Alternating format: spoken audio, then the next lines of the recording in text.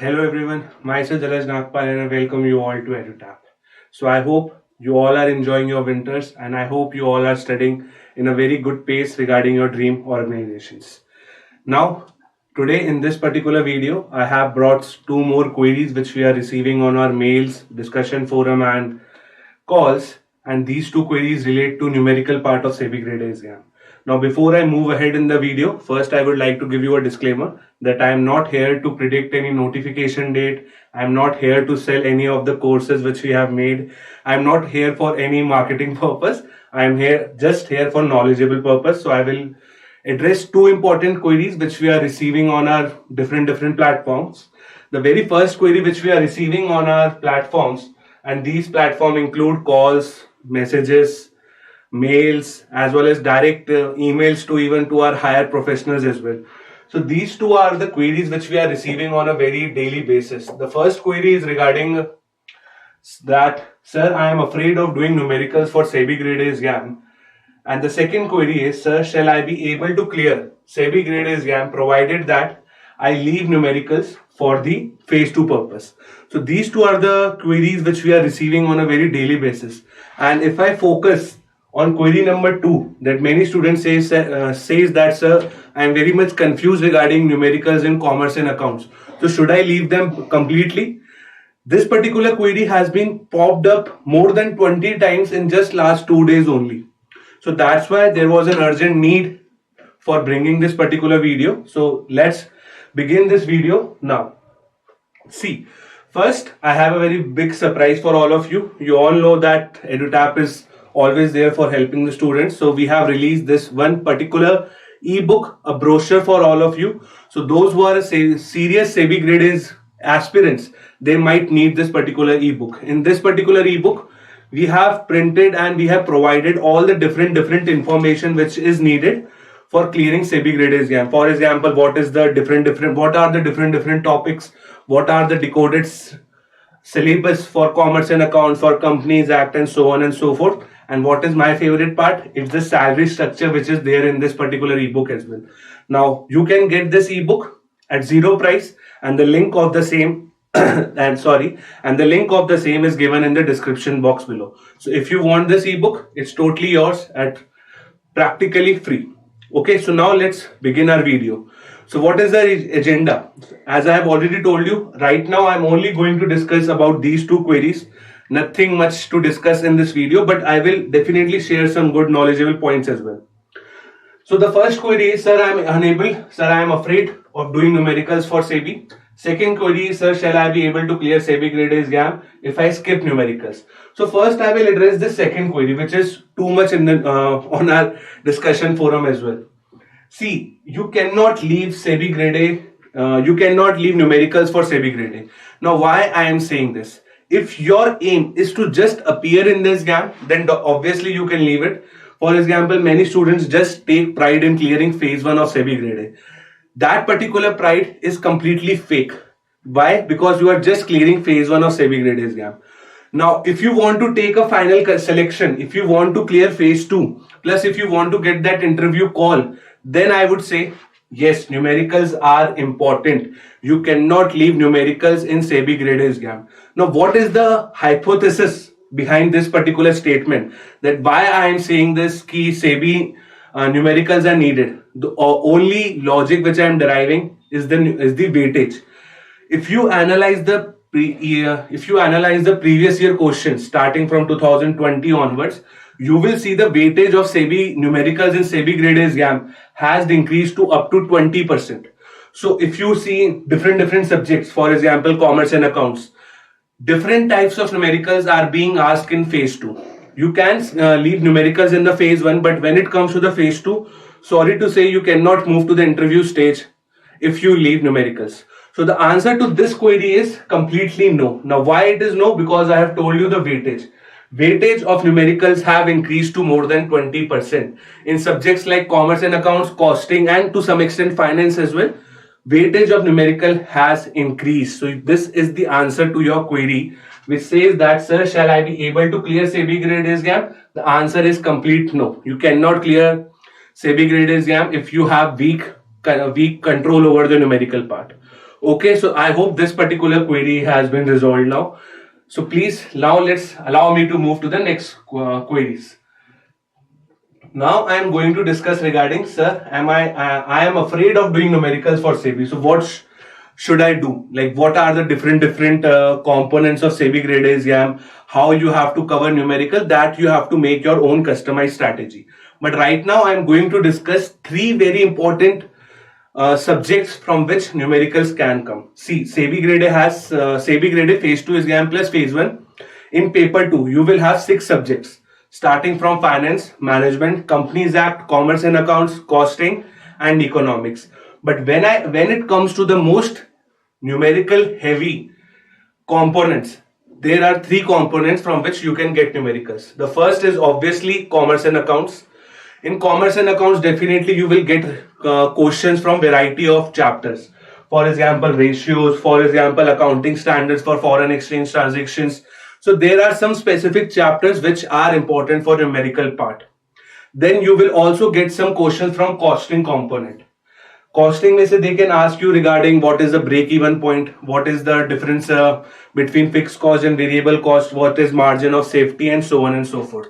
And the third component by which they can ask you numericals is finance. In finance too, I will say they are like once in a blue moon chances. In PFRD Grade A 2022 that was recently conducted, there was some questions based on EPS and so on and so forth. That's why only I have put this component over here. But if you ask me, costing and commerce and accounts, these two are the subjects which are giving some bad dreams or nightmares to the students when it comes to the numerical part. Okay, so now let's come to the commerce and accounts, that how you have to practice numericals from commerce and accounts. Okay, so this is the detailed syllabus which has been given on your screen, that commerce and accounts has different chapters. But if you ask me that which is the most important chapter from where the numericals can come, it is ratios, which is your chapter number 8. In ratios, if you go back to 2022 paper, or even if you see PFRD Grade A papers, ratios is a stand-alone chapter from which numericals have been asked. Now, how to cover these questions? I will tell you. First of all, don't try to become a pro. Don't try to solve different questions. I would say take a particular set of questions and keep solving them.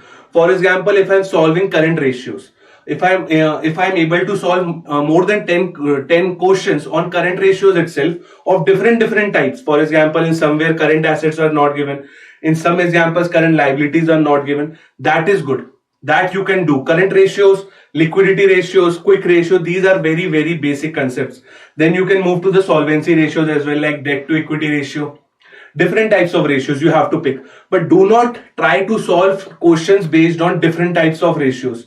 Now, for example, many people will solve questions which are like totally alien to the Indian context. For example, if I take capital gearing ratio, that is the most advanced ratio which you will ever solve in your life. So don't try to solve those advanced questions. Don't try to become a pro. First, take the basic layer, like solve different questions on current ratio, quick ratio, cash ratio, debt to equity ratio, interest coverage ratio, data velocity ratio. There are different types of ratios which are like moderate, but do not go to higher advanced level ratios, because that is completely a different topic.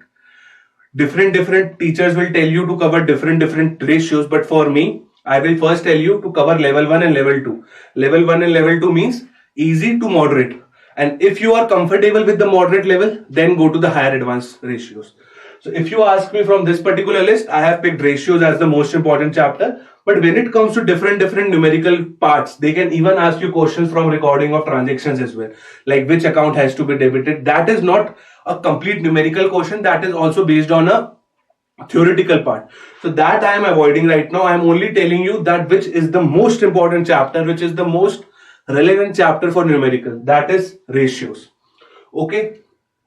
Beginning ahead, if you see commerce and accounts, again you will move to the higher advanced chapters like accounting standards, so on and so forth. In accounting standards, if you see chapter number 17, which says accounting standards for foreign exchange transactions. If I am not wrong, accounting standard 11 talks regarding foreign exchange transactions. So this is also one of the most potent chapters, most important chapter rather, from where they can ask you a direct question. If you check the PFRD grade A paper, if you check SEBI grade A paper, there has been a seriously a halwa or a cakewalk type of question which has been asked from this chapter. Now, if I show that particular question to even an 11th or a 12th grade student, they can also solve it. So why cannot you solve it?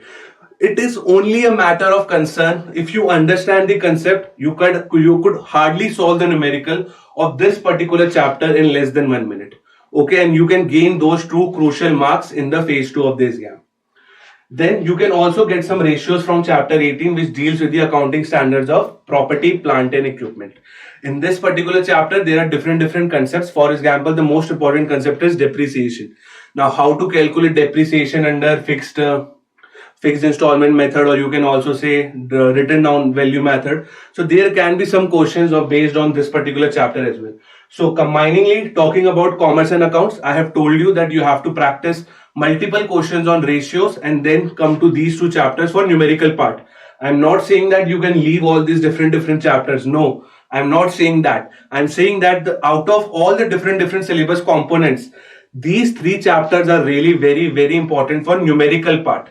There can be multiple questions on theoretical part from other chapters, but when it comes to the numerical part, chapter 17, 18 and the ratios, I think chapter 8 is very important for you to cover.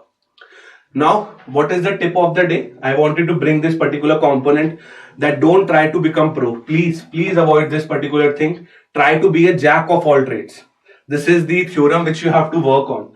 Jack of all trade and master of none. Now, what does this particular theorem says, or what does this particular saying says? That you will have to make sure that you are getting expertise in multiple subjects rather than being an expert of one subject. That's what SEBI want. SEBI wants that you need to have an expertise of 6 subjects rather than just being a mugging up like a parrot thing of one subject. So SEBI needs diversification rather than specialization. So you need to be a jack of all trades. That's what I have told you. Practice level 1 first, then move to the level 2 and avoid higher level questions, because those higher level questions are not much of use. Plus it will also waste your time. Plus it will also waste your cost as well.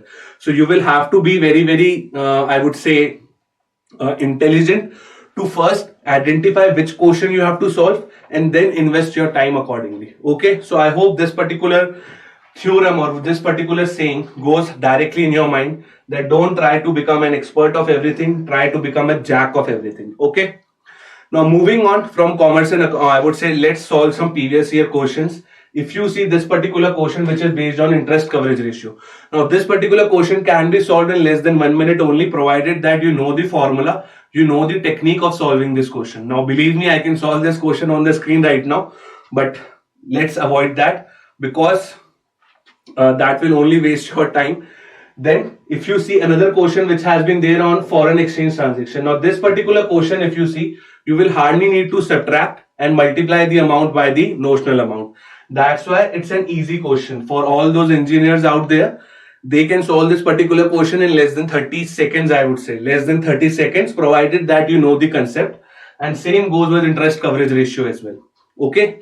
And now let's move to the, there is one more question which I brought for you. This is gross profit ratio. Again, gross profit ratio is again a very important concept in ratio. Gross profit ratio, net profit ratio, gross profit is equals to, gross profit ratio is equals to gross profit upon sales. Now from all these different items which has been given on your screen, first you have to identify that how you will reach to the gross profit figure. Then you will have to reach to the sales figure, so on and so forth. Okay. So just try to become smart first. For example, sales is directly given in the question. Now your whole efforts should be that how you have to find the gross profit. Now you will have to apply different formulas, provided that you learn them. If you don't learn them, then directly you have to skip this ratio. But if you know the concept, you can easily solve all these different questions which are on your screen. And mind you, my friends, these are from phase 2. And phase 2 is the real selection criteria which SEBI follows. If you are scoring 100 out of 100 in phase 1, and if you are not able to score a good marks in phase 2, then sorry to say, SEBI has no interest in you. SEBI will only call you provided that you score good in phase 2 paper. Okay, now let's move to costing. Again, costing may if I tell you the whole syllabus, this is the whole syllabus, but mind you, this particular video is regarding numerical only. So if I take or if I ask you which is the most important chapter, then your answer should be chapter 9, which is process and operation costing. Again, nothing big, only some limited formula you have to do. But if you take my particular advice, I will tell you the most important chapters in costing is chapter 12 and 13, marginal costing and your SVP, standard variance analysis, also known as SVP. These two chapters are the most important. But when it comes to numericals only, these two chapters are more important. But when it comes to theory, then chapter 15 will become more important. Now, when I talk regarding marginal costing, again, there can be multiple formulas. Like they can ask you to calculate margin of safety. They can also ask you to calculate what is break-even point, what is the different types of cost, what is fixed cost, what is variable cost, so on and so forth. So again, in costing, these two chapters are very important. And when these two chapters are done away, then you can move to the process costing as well. But if you wanted to follow one particular process, then you will have to obviously start with chapter 1 only, and then you can move to the different chapters which I have just told you. Again, here also don't try to become a pro, cover level 1 questions, then move to the level 2 questions, then move to the, if time permits, then only move to the higher advanced question. But take my words, 90% chances are there that SEBI will ask question from level 1 and level 2. Now many people will say, sir, that what is level 1 and level 2? Level 1 is very easy questions, level 2 is like slightly moderate question. For example, I will show you. Okay, calculate a break-even point from the following question. Now, this particular question is moderate. Why? Because you will have to first apply the formula of break-even point. Then you will have to find certain components from it. If you see, calculate prime cost using the given information. Now, all these are different PYQs which I have brought from different papers of SEBI and PFRDA. If you see what is the question saying? The question says that you have to calculate prime cost. Again, prime cost is a type of a direct cost only. So here you just need to add two components and you will be able to come to the right answer. Again, seeing this particular question which appeared in the PFRD Grade A question. If you see this question, it will become, I would say, it looks rather a tough one. It looks like 4-line question is there. There are different variables, and that's why I put this particular question in moderate category. But believe me, my friends, this particular question can be solved under less than, I would say, 50 seconds only. Not completing 1 minute also. You can solve this particular question in less than 50 seconds. All you need to do is just allocate the different overheads. Then at final, you need to have a division and you will be able to arrive at your right answer.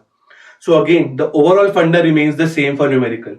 First, understand the concept, apply the formula, and if the formula is like too much of advanced nature, then you can skip it. But if the formula is quite easy, then you can definitely solve the question.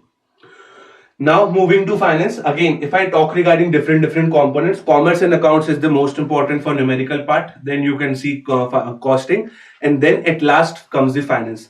But in finance, if you take my view, the most important is theory first, then the current affairs part. For example, in PFRD, they have asked some questions based on the recent classification of NBFCs. Okay, and then coming in the finance, the first comes the theory, then comes the current affairs, and then come the numericals. I think only one chapter is there in finance from where the SEBI can ask some questions. That is your equity valuation. In equity valuation, if I'm not wrong, you will study regarding concepts like EPS, that is your earning to price ratio, or I would say earning per share, sorry.